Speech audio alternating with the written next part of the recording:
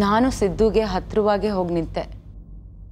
ಅದ್ಯಾವ ಮಾಯದಲ್ಲಿ ಕೊಲೆಗಾರ ನನ್ನ ಬೆನ್ನ ಹಿಂದೆ ಬಂದು ಶೂಟ್ ಮಾಡಿದ್ನೋ ನಂಗೆ ಗೊತ್ತೇ ಆಗಲಿಲ್ಲ. ನಾನು ಶಾಕಲ್ಲಿ ಅವನ ಕಡೆ ತಿರುಗಿ ನೋಡಿದಾಗ ಅವನ ಕೈಯಲ್ಲಿದ್ದ ಪಿಸ್ತೂಲ್ನ ನನ್ನ ಕಡೆಗೆ ಎಸ್ತ. ನಾನು ಕ್ಯಾಚ್ ಹಿಡ್ದೆ.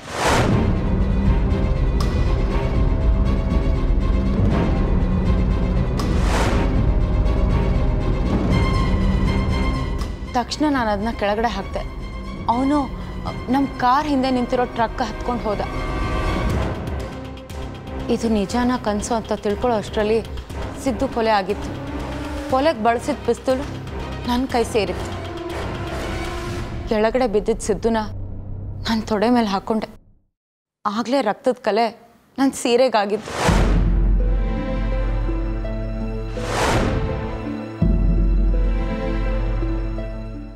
ಸಿದ್ದುನ ಉಳಿಸ್ಕೊಳ್ಳೋದಕ್ಕೆ ತುಂಬಾ ಪ್ರಯತ್ನ ಪಟ್ಟೆ. ಡಾಕ್ಟ್ರಿಗೆ ಫೋನ್ ಮಾಡಿದೆ, ನನ್ನ ತಂಗಿಗೆ ಫೋನ್ ಮಾಡಿದೆ, ಪೊಲೀಸ್ನವ್ರಿಗೆ ಇನ್ಫಾರ್ಮ್ ಮಾಡಿದೆ. ಆದರೂ ಸಿದ್ದುನ ಉಳಿಸ್ಕೊಳ್ಳೋದಕ್ಕಾಗಲಿಲ್ಲ. ಕೊಲೆಗಾರ ಟ್ರಕ್ಕಲ್ಲಿ ವಾಪಸ್ ಹೋದ ಅಂತ ಹೇಳಿದ್ರಲ್ಲ, ಆ ಟ್ರಕ್ನೇನಾದ್ರು ನೋಡಿದ್ರ ನೀವು? ಹಿಂದೆಯಿಂದ ನೋಡಿದೆ.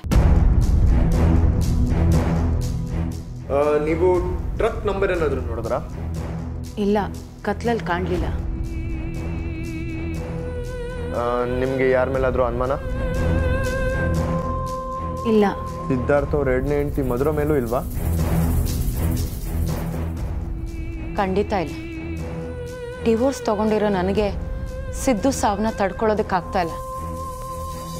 ಇನ್ನು ಹೆಂಡತಿಯಾಗಿ ಅವನ ಜೊತೆಯಲ್ಲಿರೋಳು ಅವನ ಕೊಲ್ಲೋದಕ್ಕೆ ಸಾಧ್ಯ ಇಲ್ಲ. ಹೀಗೆ ಕೇಳ್ತಿದ್ದೀನಿ ಅಂತ ತಪ್ಪು ತಿಳ್ಕೊಬೇಡಿ. ಮಾಮೂಲಿಯಾಗಿ ಹೆಂಗಸರ ವಿಷಯದಲ್ಲಿ ಸಿದ್ಧಾರ್ಥ ಅವ್ರು ಹೇಗೆ ನನ್ನ ಬಿಟ್ಟು ಮಧುರನ ಜೊತೆ ಸಂಬಂಧ ಇಟ್ಕೊಂಡಿದ್ದ ಅನ್ನೋದು ಬಿಟ್ಟರೆ ಬೇರೆ ಯಾವ ವಿಷಯದಲ್ಲೂ ಕಂಪ್ಲೇಂಟ್ ಇಲ್ಲ. ನಾನು ಮಧುರನ ವಿಷಯಕ್ಕೆ ಸಿದ್ಧಾರ್ಥಿಂದ ದೂರ ಆದೆ. ಸಿದ್ಧಾರ್ಥ್ ತಕ್ಷಣ ಮಧುರನ ಮದುವೆ ಆಗಿ ಹೆಂಡತಿ ಸ್ಥಾನ ಕೊಟ್ಟ. ನೀವು ಡಿನ್ನರ್ಗೆ ಹೋದಾಗ ಸಿದ್ಧಾರ್ಥ ಅವರು ಮಧುರ ಅವ್ರ ಬಗ್ಗೆ ಏನಾದರೂ ಅಸಮಾಧಾನವಾಗಿ ಮಾತಾಡಿದ್ರ? ಅಂದರೆ ಅವ್ರನ್ನ ಬಿಟ್ಬಿಡ್ತೀನಿ ಅಂತ ಏನಾದರೂ? ಇಲ್ಲ, ಅಷ್ಟು ಡೀಟೇಲ್ ಆಗಿ ನಾವೇನೂ ಮಾತಾಡಲಿಲ್ಲ. ಅದು ಅಲ್ಲದೆ ನಾನು ಅವನು ಸಿಕ್ಕಿ ತುಂಬಾ ವರ್ಷಗಳಾಗಿತ್ತು.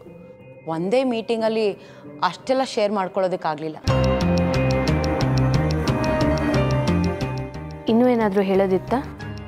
ನನ್ನ ಬದುಕಿನ ಪ್ರತಿಯೊಂದು ಪುಟನೂ ನಿಮ್ಮ ಮುಂದೆ ಬಿಚ್ಚಿಟ್ಟಿದ್ದೀನಿ. ಈಗಲಾದರೂ ನೀವು ನನ್ನನ್ನು ನಂಬಿ ಪತ್ತೆದಾರಿ ಕೆಲಸ ಮಾಡ್ತೀರಾ ಅಂದ್ಕೊಂಡಿದ್ದೀನಿ.